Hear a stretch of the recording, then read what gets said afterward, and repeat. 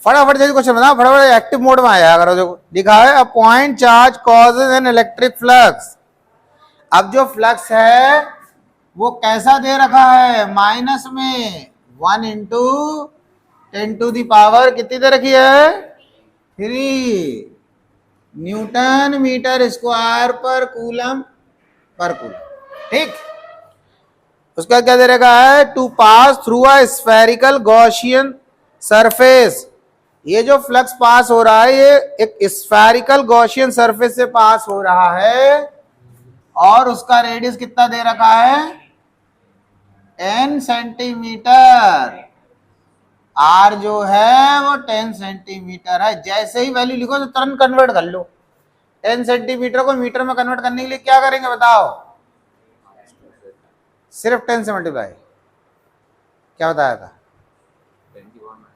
हाँ इसने सही बताया, 10⁻²। जो मैंने 7-8 कन्वर्जन लिखा है उसको कभी रट लो, वो सब में तो वही यूज हो रहे हैं, तो थोड़ी। तो क्या करना है, 10⁻² से मल्टीप्लाई करते ये सेंटीमीटर मीटर में कन्वर्ट हो जाएगा। ठीक, ये हो गया। अब एक चीज देखो, इस गॉसियन सरफेस से फ्लक्स जो पास हो रहा है वो नेगेटिव है, इसका मतलब चार्ज कैसा है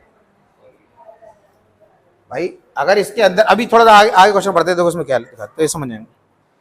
लिखा है if the radius of the Gaussian surface were double, sorry, Gaussian surface of tensile radius centred at the centred on the charge. Charge जो है इस गॉसियन सरफेस के सेंटर पे और जो फ्लक्स पास हो रहा है वो नेगेटिव है। इसका मतलब क्या हुआ, इसका मतलब नेगेटिव चार्ज है।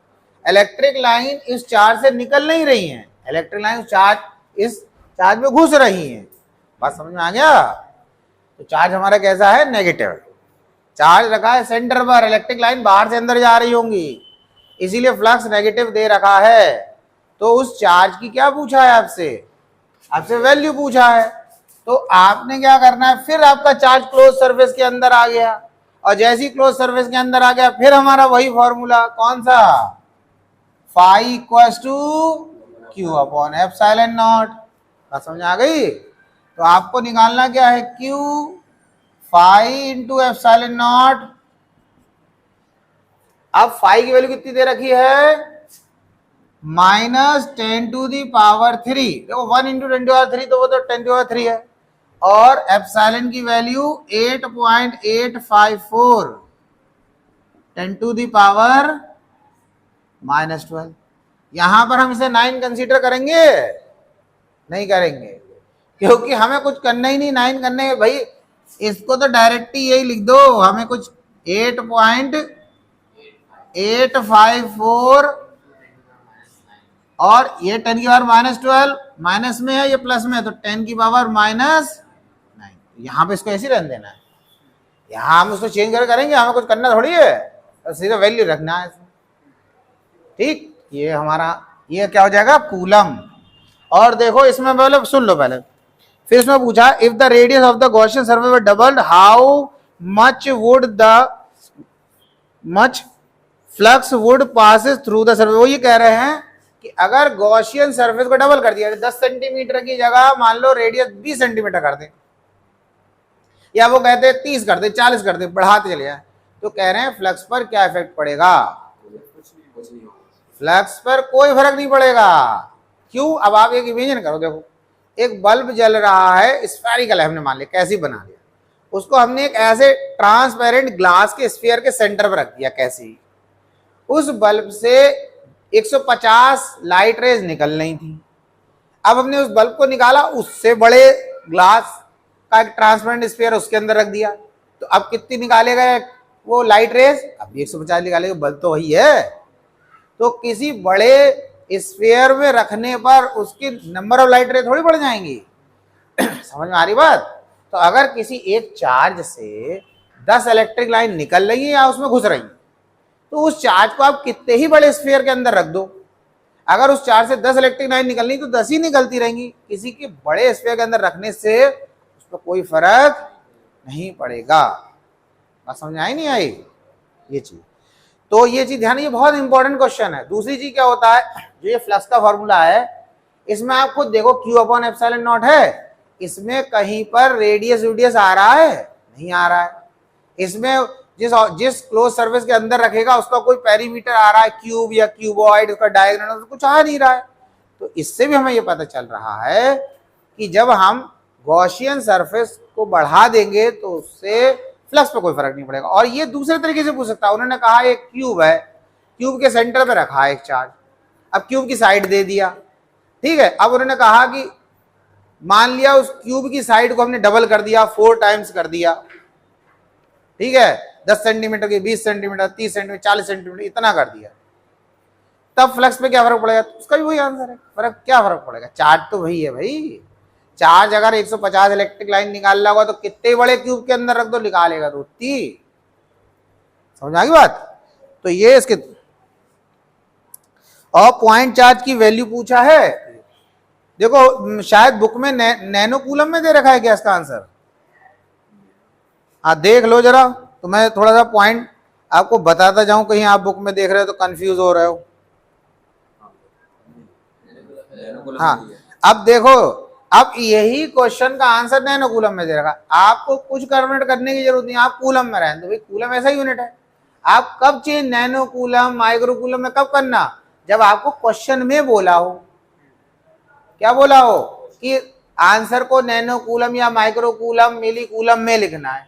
जब हमें नहीं बोला तो हम क्यों लिखेंगे उसमें? मैं सिर्फ इसलिए मना करता हूं ना, मेरी बात समझना। जैसे आपने किसी बच्चे ने ये कर लिया, अब वो नैनो कूलम में कन्वर्ट करने के लिए मान लो हल्की फुल्की डेसिमल की मिस्टेक कर गया, तो क्वेश्चन तो उसने लास्ट में गलत कर दिया। तो मेरा मतलब है रिस्क लेने की जरूरत, आपका भैया ऐसा ही सिस्टम में हमने कर दिया, कूलम में हो गया काम खत्म। अगर बोल रहे हैं तो करेंगे हम पे, नहीं? हाँ जी। अच्छा अगला क्वेश्चन, उसके बाद नोट कर लिए, सही है। क्या चाहिए? 6.67। अच्छा उसमें आंसर आ रहा है 6.67? नहीं 20,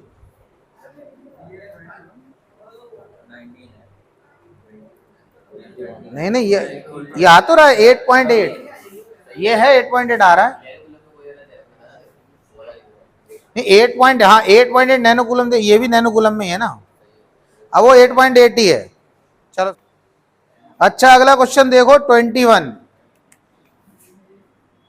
एनसीईआरटी का 1.21 क्वेश्चन देखो और देख लेना, एक नंबर पीछे चल रहा होगा। नई बुक में कितना होगा? 20 वाला होगा शायद क्वेश्चन, है ना? ठीक सही है। अब इसमें क्या दे रखा है क्वेश्चन, ये भी बहुत आसान है।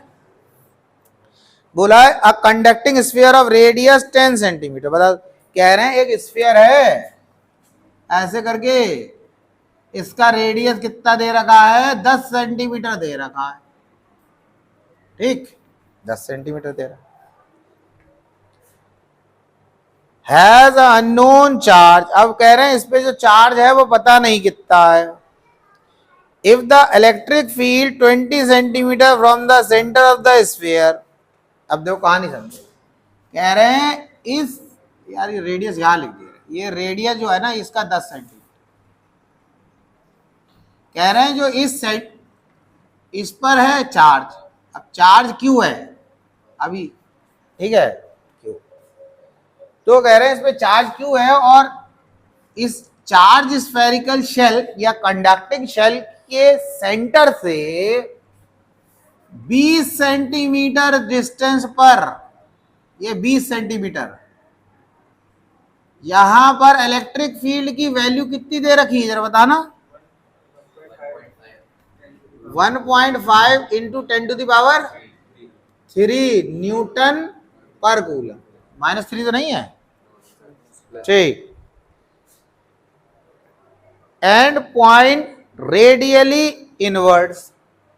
अब देखो वो ये कह रहे हैं इस पॉइंट पर जो इलेक्ट्रिक फील्ड है ना, दो होते हैं, एक कहलाता है रेडियली इनवर्ड्स, एक कहलाता है रेडियली आउटवर्ड। तो देखो अगर कोई स्फीयर ऐसा बेटा बना हुआ है और ऐसे एरो बने हैं, चाहे वो इतने अंदर या बाहर की तरफ, चाहे ऐसे बने हो चाहे इस तरीके का, मतलब एरो चाहे सेंटर से इतने पार्ट में एरो बाहर की तरफ बनाओ या इधर नहीं बनाओ, यहां बनाओ। समझ रहे बात को? बात समझना है। चाहे एरो ऐसा बना हो या ऐसा, भाई या तो ये अंदर अंदर ही बने होंगे या ये बाहर बाहर ही बने होंगे। ऐसा नहीं कि इस टाइप का नहीं मिलेगा कि मतलब दो अंदर दो बाहर, ऐसा बता रहा हूं। बन तो बाहर की तरफ रहे नो, तो ये क्या कहलाएगा? ये कहलाएगा रेडियली आउटवर्ड। यानी कि ये जो एरो है ये सेंटर से रेडियस को फॉलो करते हुए कहां जा रहे हैं? बाहर की तरफ, रेडियली आउटवर्ड। और अगर कहीं पर ऐसा बना है बेटा जैसे कि इस तरीके से, तो ये क्या कहलाएगा? ये कहलाएगा रेडियली इनवर्ड। रेडियस को फॉलो करते हुए अंदर की तरफ जा रहे हैं, सेंटर की तरफ। बात समझ आ रही है? क्लियर है? Radially outward, radially inward. तो उन्होंने कहा इस पॉइंट पे बेटा जो इलेक्ट्रिक फील्ड है that is pointing radially inward. जैसे ही उन्होंने बोला इनवर्ड, इसका मतलब हमें क्या पता चल गया कि इस स्फेरिकल शेल पर नेगेटिव चार्ज है। अगर वो कहता है इस पॉइंट पर इलेक्ट्रिक फील्ड रेडियली आउटवर्ड है, तो हम समझ जाते पॉजिटिव चार्ज है। बस समझे? क्योंकि अगर इस पॉइंट पर इलेक्ट्रिक फील्ड अंदर की तरफ आ रही है तो उसका मतलब नेगेटिव चार्ज होगा, तभी तो अंदर की तरफ आएगी। इस कंडक्टिंग स्फीयर पर या शेल पर, शेल का मतलब होता है हॉलो स्फीयर। जहां बोल दिया उन्होंने स्फेरिकल शेल, तो समझ लेना हॉलो स्फीयर है। अगर सॉलिड स्फीयर होगा तो वो बोलेंगे, लिखा होगा सॉलिड स्फीयर। ठीक है, सॉलिड स्फीयर बोलेंगे तो उसको लिख रखो। तो इतना हो गया। अब आपको निकालना क्या? आपको निकालना है कि इस शेल पर कितना चार्ज है। तो हमें ये तो पता लग गया नेगेटिव चार्ज है। तो अब कौन सा फॉर्मूला लगाओगे बताओ? कौन सा फॉर्मूला लगाओगे? देखो चार्ज स्फेरिकल शेल वाला मैंने आपको डेरिवेशन कराया, तो आप जरा देखो उसमें कराया कि चार्ज स्फेरिकल शेल के बाहर इलेक्ट्रिक फील्ड कितनी होती है, सरफेस पे कितनी होती है, सही बोल रहे, और अंदर कितनी होती है। चार्ज स्फेरिकल शेल के अंदर इलेक्ट्रिक फील्ड कितनी होती है बताओ बेटा? ये तो 0 बता रहे हैं। तुम भी नहीं बात मान गए? बताओ कितनी होती है? ये दोनों 0 पे आ गए। तुमने उनकी सुन ली तो वो भी 0 कहने लगी। बताओ बेटा 0 होती है नहीं होती? चलो इतनी बात पे बताओ। अंदर चार्ज स्फेरिकल शेल के अंदर सही 0 ही होती है। ध्यान रखना, चार्ज स्फेरिकल शेल के अंदर इलेक्ट्रिक फील्ड 0 ही होती है। सरफेस पर मैक्सिमम होती है और सरफेस से दूर जाएंगे तो वो कम होती चली जाती। इतनी बात आपको याद रखना। चार्ज स्फेरिकल शेल के अंदर 0, सरफेस पर मैक्सिमम, सरफेस से दूर जाओगे तो वो डिक्रीज करना स्टार्ट। तो सरफेस पर इलेक्ट्रिक फील्ड या बाहर इलेक्ट्रिक फील्ड निकालने का जो फॉर्मूला होता है बेटा वो ये होता है equals to 1/4 pi epsilon naught Q upon R square. बात समझ में आ गई? ये तो क्लियर हो गया? ठीक। अब क्या करना है? अब हमने इस E की जगह तो यहां पर इस E की वैल्यू रख दिया 1.5 इंटू 10⁻³ अब मुझे बताओ, और इसकी जगह पर हमें पता है 9 इंटू 10⁹। अब मुझे बताओ क्यूब, अच्छा क्यूब तो हमें निकालना ही है, आर की जगह क्या निकलना है ये बता दो। बताओ आर की जगह क्या लिखना है? देखो हमारे पास इस स्फेरिकल शेल जिस पर चार्ज है उसका रेडियस कितना है 10, तो हम यहाँ पे क्या लिखेंगे? आर की जगह 10 ही नहीं लिखेंगे। देखो आप समझो, ये जो आर है, ये बात समझना, जब आपने ये डेरिवेशन करा इस पॉइंट में बहुत आसान से एक कॉन्सेप्ट समझना। जैसे कोई चार्ज स्फेरिकल शेल है बेटा आप, ठीक है, इस पर पॉजिटिव चार्ज है, इस पर तो नेगेटिव ही चार्ज है क्वेश्चन के अकॉर्डिंग। हम इसके अकॉर्डिंग बता रहे हैं कि हमने एक हमें पॉजिटिवली चार्ज स्फेरिकल शेल दे रखा है और हमें इसके सेंटर से आर डिस्टेंस पर यहां पर इलेक्ट्रिक फील्ड निकालनी थी। सेंटर से यहां पर इलेक्ट्रिक फील्ड निकालनी थी इस पॉइंट पर। अब यहां से लेकर यहां तक का डिस्टेंस तो आर था, तो इसका फॉर्मूला तो ये था। तो जब आपने ये फॉर्मूला यूज करा तो आपने तो इस पॉइंट की इलेक्ट्रिक फील्ड की वैल्यू पुट करा। तो जब इस पॉइंट पर कितनी इलेक्ट्रिक फील्ड है इस ई की जगह वैल्यू पुट कर दिया, तो इस पॉइंट का डिस्टेंस सेंटर से कितना है वही लिखा जाएगा इस आर की जगह। उसमें ये कंफ्यूज मत होना कि अरे आर है तो लगता है जैसे चार्ज स्फेरिकल शेल का रेडियस दे रखा है। समझ में आया? चार्ज स्फेरिकल शेल का रेडियस दे रखा है। बात समझ में आ रही नहीं आ रही? तो ठीक, तो ये है। तो आपको क्या करना है, यहां पर ये 20 सेंटीमीटर है तो बेटा ऐसे क्या कर लेना है, मीटर। तो 10 की पावर -2, तो सेंटीमीटर से ये मीटर में कन्वर्ट हो गया, लेकिन स्क्वायर है तो 2 बार लिखना है। तो इंटू मैं यहां लिख दे रहा हूं 20 इंटू 10 की पावर -2। इतना क्लियर होगा? यहां से ये कट जाएगा तो ये इधर कितना आ जाएगा, यहां आ जाएगा 6। ठीक, और ये जो हो जाएगा 1 Q इक्वल टू 1.5 इंटू 20, इसको इधर ले जाओ, into 20 into 10 to power -2, 10 to power -2, 10 to power -4 कर दिया। ये सब इधर पहुंच गए, और यहां ये 9 नीचे आ गया, और ये 10 की पावर 6 आ गया। अब क्या होगा, जब ये कटेंगे 1 0 1 0, तो ये हो जाएगा 10 की पावर 4 आ जाएगा। ठीक है, और अब इसे सॉल्व कर लो यार, कितना आ रहा है देखो जरा।